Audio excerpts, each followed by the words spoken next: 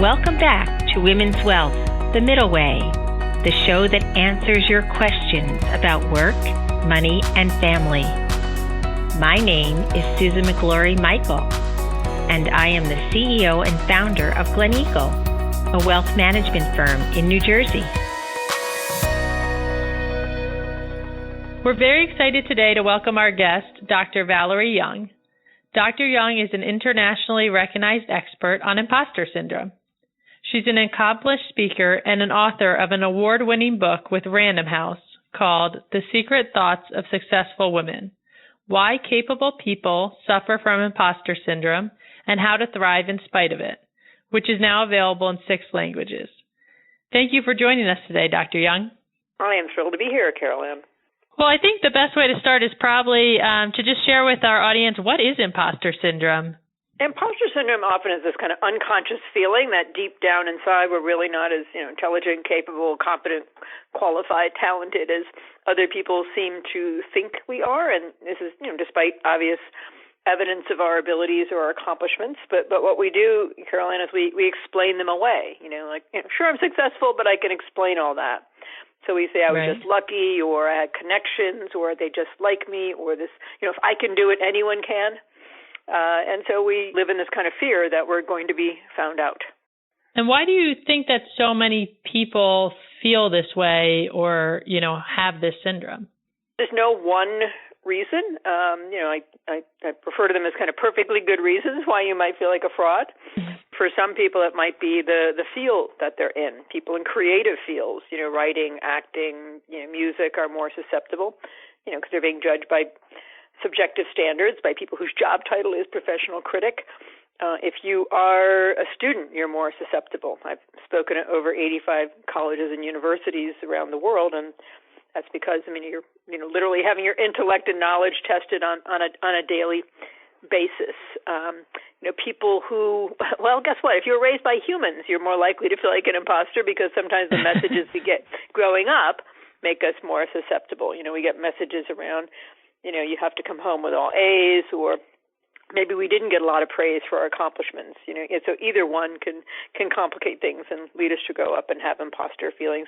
And I want to add one more, the social element. Whenever you belong to any group for whom there are stereotypes about intellect or abilities, you're going to be more susceptible. So whether that's based on age or gender or race, a lot of people who are the first generation in their family to go to college also are more susceptible to imposter feelings. And I'm sure everyone listening today at some point, if not currently, has, struggled with imposter syndrome. So I'm just curious, what made you become so interested in this topic and become an expert in it? It's not a field that a lot of people, I think, are in. So, how were you drawn to it? Yeah, and I didn't set out to make this career decision. I think I'll become an expert in this. I really got involved because as a doctoral student myself, by the way, at the same university where my mom also was working as a second shift custodian, I was sitting in a class one day when a student brought in a paper by Pauline Clance and Suzanne Imes. Those are the 2 psychologists who first coined the term the imposter phenomenon, and started describing how they found all these bright, capable, competent. They thought it was just women at the time. So the study was based on women, and that they felt like they were fooling folks and they were going to be found out. And I so identified that I changed the entire focus of my research and decided to look more broadly at women's self-limiting attitudes and behaviors. And then I just started leading, putting on workshops, and it just kind of grew from there. Wow, that's very interesting. So if you're someone who is currently struggling with imposter syndrome or knows someone struggling with imposter syndrome, what are some things that you can do to maybe help get over this syndrome? Yeah, and I wouldn't, some people do get over it, but I think for the rest of it, it's less a matter of trying to cure ourselves and never feel this way again. It's more a matter of kind of having the tools and the insight to be able to talk yourself down faster when you're having a normal imposter moment. Because if you're the first person to do something, the first woman, the first, person of color, or you're new to a job, or you've just, started your business, there's going to be these normal situations where you're going to have imposter feelings. So if you can kind of normalize it and do less personalizing and more contextualizing, so to kind of step back and go, well, why wouldn't I feel this way? I've never done this before. This is totally new, right? I have to represent my entire group. So that's a big step. But I think more importantly, Carolyn, is to kind of step back and recognize that people who don't feel like imposters are no more intelligent, capable, competent than the rest of us. It's just in the exact same situation where we might, have this imposter response. They're thinking different thoughts, which is really good news because it means we just have to learn to think like non-imposters. And when I say think like non-imposters, there are people who come off as very confident. And I think sometimes, especially women, we can confuse that and think, oh, they must be super competent when, they're not always one and the same. The research shows that in a group, people are more likely to follow the more confident person over the more competent person, which is kind of disconcerting when you think about it. But yeah. So I think for a lot of women, what we need to focus on is not becoming more and more credentialed and, and quote unquote competent, whatever that means.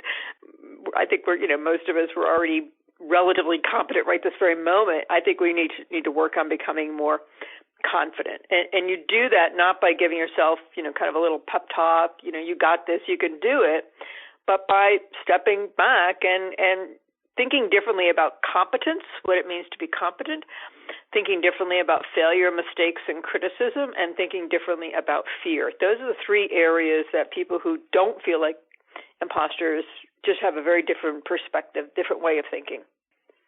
Very interesting. And I know that you have a whole website and have written books and done TED Talks, et cetera. So you've obviously brought a lot of, insight into this topic. Have you seen that over the years, people are becoming more aware of the imposter syndrome and it's not something, that people are hiding as much or not being as outspoken as they were in the past of recognizing I would that, say definitely. I think men are starting to talk about it a lot more. Baby boomer generation, men, I think, felt more pressure to not, be vulnerable or, talk about what we might be considered as, weakness or vulnerability. But especially younger men, they're talking about it a lot more, blogging about it and so on. And I think partly, social media plays a role because we, live in this, culture of constant comparison where we can't all be living our best lives all at the exact same time. People are just posting, the end result, the successful end result, but not, the journey and the struggles and the disappointment that kind of went along with it. So I think, for that reason, more people are feeling it and therefore more people are talking about it. Yeah, and all those filters on the social media don't help to make everything look great on the outside. It's sometimes hard for people to recognize that people may only be posting the best parts, right? So. Yeah, absolutely, and that's why, if you don't mind, I'm just going to go ahead and say, before we started this, you said if you flub something, we can edit it, and my comment was no, let's leave it in, because that would be a teachable moment, because stuff happens, right? I was speaking in front of 300 healthcare executives in Orlando about a month ago, and in the middle of my talk, I started coughing, and I had to go to the side of the stage and take a drink of water, and I came back, and I said, how many of you would be mortified right now if that was you and you started coughing in the middle of your talk? And, a bunch of people raised their hand. And my comment was, I don't really care. And it's not that I wanted to cough, but it's more like I just have it in perspective now. That it's not the end of the world. We're all human. Nobody stormed out of the room because I was coughing. So we're just so hard on ourselves when just, human kind of flubs are just part of life. TED Talks are edited. People think, oh, what a great speaker. They're edited. So we need to keep that in mind. Absolutely. I mean, not all of them, but certainly if there's a glitch or, the one that I was at, it was just a little 6-minute TED Talk, very short. But there was a guy who, he lost his place, and he stood there for 3 minutes trying to remember how to get back on track with this talk. I mean, they were just, tough in the moment when you're, because we were in front of a live audience, but that got edited out. So, yeah, you realize that I guess everyone makes mistakes, right? Absolutely. And that's, I think a perfect example of how people who don't feel like imposters, they're much more forgiving of themselves. I'd love to just read you this quote that I use in my talk. There was Betty Rollins. She was this former NBC News correspondent and author, and she wrote a article in the New York Times decades ago called Chronic Self-Doubt, Why Does It Afflict So Many Women? And in it, she talked about frequently having that I'm in over my head and they're going to find out feeling through her whole professional career. And she wondered if other people felt the same way. So she went to this male producer who she said, by the way, was as competent as he thought he was. And this is how the exchange went. When you're on a story, I asked him, do you ever think it's not going to work out? Sure, he said merrily, all the time. Do you worry about it? Sometimes, he said, not sounding sure. When it doesn't work out, do you usually figure it's your fault? No, he said, sounding sure. Suppose it is your fault. Does it make you feel terrible? Nah, he said. Why not? He looked at me. Aren't I entitled to make a mistake once in a while? Wow, and I remember reading that line like over and over because that was new information to me. I think it's new information to a lot of women, and I think anybody who feels like imposter, it's new information. But when you think about it, if we knew we're entitled to make a mistake once in a while, to have an off day, to not know the answer, to ask for help, to struggle to master something, there would be nothing to feel like an imposter about. I know there are a lot of women listening right now that are probably nodding their heads along with you on this idea of we're very harsh on ourselves and sometimes forget that, everyone makes mistakes and it's okay to do that. There was this guy in my hometown here in Massachusetts who was on the select board for 12 years. And then he ran for re-election, and he didn't win. He failed to get reelected. So, the very next day, what do you imagine he did? Well, he went out and took out papers to run for state office because he said it was the next natural step. So it's not intuitive to a lot of us that shooting higher after a setback may well be the next natural step, but why not? Well, and I think it's also that saying when you have failures, right, they usually lead to better opportunities sometimes and more lessons that you learned and grow from, right? So absolutely. What's one piece of advice that you would give to women that are listening, today that might be agreeing with you 100%, on we're too harsh on ourselves and we struggle with the imposter syndrome? What's one piece of advice you might leave with them? Well, I think sometimes it can help to step back and realize that this is not all about you. In other words, kind of everybody loses when bright people hold back or play small.